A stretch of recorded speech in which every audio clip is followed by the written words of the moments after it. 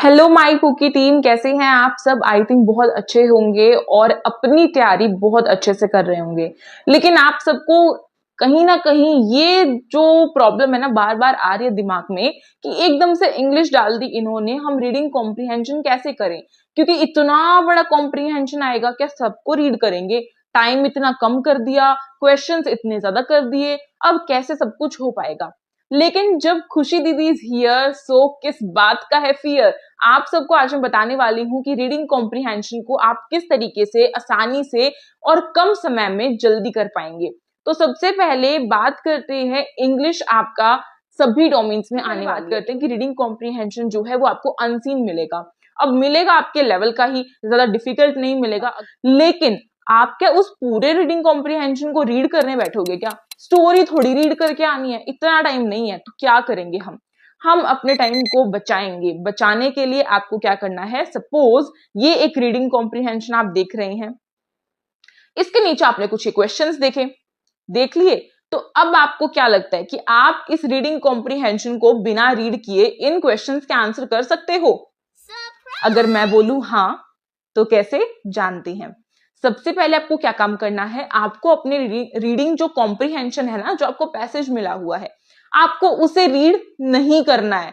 ये यहां पर बच्चे सबसे बड़ी गलती करते हैं, स्टार्टिंग से रीड करना शुरू कर देते हैं, पूरे उसको स्टोरी को रीड करते हैं। और स्टोरी रीड करने के बाद क्या आपको एक एक लाइन जो है आपके दिमाग में फिट हो जाएगी? ऐसा तो नहीं होने वाला।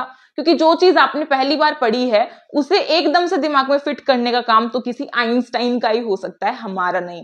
तो इसीलिए आपको क्या करना पड़ेगा, आपको रीडिंग कॉम्प्रिहेंशन को रीड करने की बजाय थोड़ी सी स्मार्टनेस दिखानी पड़ेगी। और सबसे पहले आपको रीड करनी पड़ेगी क्या, आपको रीड करना पड़ेगा क्वेश्चन नंबर 1 रीड कर लो एंड क्वेश्चन नंबर 2 रीड कर लो। दोनों क्वेश्चंस रीड कर लो और समझ लो कि इस सवाल में क्या पूछा गया है हमसे, जो हमारा एग्जामिनर है वो क्या आंसर चाहता है। अब उसके बाद तुक्का मार के आओगे क्या? नहीं बच्चों, तुक्का नहीं मारना है। उसके बाद हमें जाना है अपने रीडिंग कॉम्प्रिहेंशन पर अगेन। और रीडिंग कॉम्प्रिहेंशन का जो स्टार्टिंग का फर्स्ट एंड सेकंड पैराग्राफ है, आपको उसे रीड करना है। और उसे रीड करोगे तो आपके मन में जो वो सवाल थे वो याद रहेंगे जो आपने पहले रीड कर चुके हो, क्योंकि 2 लाइनों के ही सवाल थे। अब वो कहीं ना कहीं आपके दिमाग में घूम रहे होंगे कि हमें इसका आंसर करना है, हमें इसका आंसर करना है। क्योंकि हमसे वाई जब पूछा जाता है या व्हाट जब पूछा जाता है तो हमारे दिमाग में रहता है कि हमें किस चीज का आंसर करना है, लेकिन ये नहीं पता कि उसका आंसर क्या है, वही तो खोजना है। अब रीडिंग कॉम्प्रिहेंशन को रीड करते हुए अपने दिमाग में रखना है उन वर्ड्स को जो आपने क्वेश्चन नंबर 1 में पढ़ा और 2 में पढ़ा।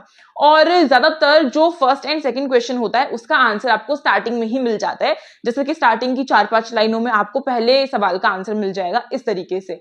तो यहां से हुई ना हमारी शॉर्ट ट्रिक। और ऐसे करते करते आपके सवाल कब चुटकियों में सोल्व हो जाएंगे आपको पता भी नहीं चलेगा, और पूरा रीडिंग कॉम्प्रिहेंशन रीड करने की जरूरत भी नहीं पड़ेगी। अब बात करते हैं कि रीडिंग कॉम्प्रिहेंशन में कुछ ऐसे सवाल आते हैं जैसे कि सिनोनियम, एक वर्ड दे दिया और उसका सिनोनियम पूछ लिया। अब उसका सिनोनियम पूछ लिया तो हम कैसे बताएं, हमने थोड़ी ना उसके सिनोनियम्स को रटा है ना। वही तो भाई गलती है। आप सब अगर वोकैबुलरी की क्लास ज्वाइन नहीं कर रहे, वोकैबुलरी को करने से आपको सिनोनियम्स, आपको वर्ड मीनिंग एंड आपको कहाँ उसे यूज करना है, ये सारी चीजें पता चल जाती हैं। तो एक वर्ड के साथ आपको 5 से 10 वर्ड्स एक्स्ट्रा सीखने को मिलते हैं। तो इससे आपके कहीं ना कहीं यूज जो है वो हो जाते हैं। और जो मैं वोकैबुलरी में वर्ड सिखाती हूँ वो मैं ऐसे वैसे नहीं सिखाती हूँ, मैं हिंदू के न्यूज़पेपर से उन वर्ड्स को उठाती हूँ और वही आप सबके लिए लाती हूँ। क्योंकि जो हमारे एग्जाम्स होते हैं मोस्टली वो न्यूज़पेपर से ही मिलकर बनते हैं। तो इससे आपको ये चीज क्लियर हो गई कि वोकैबुलरी करनी है। वोकैबुलरी करने से आपकी रीडिंग कॉम्प्रिहेंशन में भी आपको हेल्प मिलेगी और न्यू वर्ड्स के मीनिंग भी आपको आते होंगे, तो आप जल्दी से समझ पाओगे कि इसका क्या आंसर हो सकता है। ठीक है, इस तरीके से। तो ये यहाँ पे इंपॉर्टेंट हो गया। सेकेंड थिंग, आपको स्पेलिंग एरर में जो है यहाँ पे क्या मिलेगी, मदद मिलेगी। तो वोकैबुलरी की क्लास जरूर ज्वाइन करना। और उसके लिए फटाफट से आप हमारे यूनिक क्लासेस चैनल को सब्सक्राइब कर सकते हो एंड बेल आइकन को प्रेस कर सकते हो। अब बात करते हैं कि रीडिंग कॉम्प्रिहेंशन तो हो गया, लेकिन अब उसकी प्रैक्टिस कहां से करें, क्योंकि विदाउट प्रैक्टिस आप किसी भी चीज को एकदम से तो सॉल्व नहीं कर सकते हो। उसकी थोड़ी सी प्रैक्टिस तो होनी ही चाहिए। तो उसकी थोड़ी सी प्रैक्टिस करने के लिए आपको क्या करना है, आपको अपने पुराने सीबीएसई के एकेडमिक ईयर्स के प्रीवियस ईयर उठाने हैं और उसमें आपको इंग्लिश के पेपर में रीडिंग कॉम्प्रिहेंशन देखने को मिलता है और हर एग्जाम में अलग मिलता है, बिल्कुल अलग। उसको करना है और ऐसे कम से कम 10 PYQ कर दो। और ये चीज आपको कहां से मिलेगी? ये चीज आपको नॉर्मली वेबसाइट से मिल जाती है, तो आप वहां से डाउनलोड कर सकते हैं। अब रही बात रीडिंग कॉम्प्रीहेंशन को और ज्यादा प्रैक्टिस करने की, तो उसके लिए यूनिक क्लासेस चैनल है ना, और मैं आप सबकी खुशी दीदी हूं ना आप सबको अच्छे से तैयारी कराने के लिए। तो इंग्लिश की तैयारी मेरे साथ बेफिक्र होकर करने के लिए अभी सब्सक्राइब कीजिए यूनिक क्लासेस को एंड हमारे सेकंड चैनल SOSC यूनिकन्स को। तो मेरे ख्याल से आपको आज की स्ट्रेटेजी की वीडियो काफी अच्छी लगी होगी, और मैंने शॉर्ट सी वीडियो में आपको बहुत बड़ी बड़ी जो तरकीबें थी वो सिखा दी हैं, बहुत बड़ी बड़ी टिप्स आपको दे दी हैं।